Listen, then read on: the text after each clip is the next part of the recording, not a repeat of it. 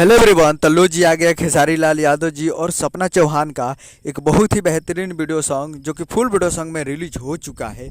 और इस गाने को लिखे हैं विक्की विशाल जी और इसमें म्यूजिक दिए हैं प्रियांशु सिंह जी और काफ़ी ज़बरदस्त म्यूजिक दिए हैं।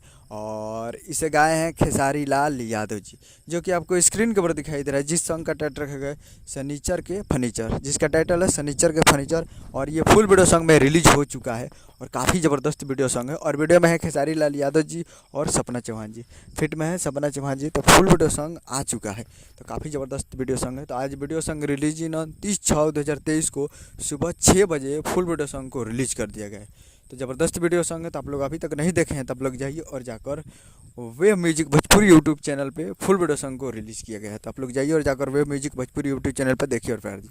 उम्मीद करूँगा वीडियो अच्छा लगा तो चैनल को सब्सक्राइब बेल आइकन प्रेस करें ताकि ऐसे खेसारी लाल यादव जी के लेटेस्ट में लाते रहे। और वीडियो अच्छा लगा वीडियो को लाइक कीजिए। मिलते हैं अगले वीडियो में, तब तक के लिए जय हिंद जय भोजपुरी। और जाइए जाकर wave music Bhojpuri YouTube channel पर वीडियो सॉन्ग को देखिए और प्यार दीजिए, काफ़ी ज़बरदस्त।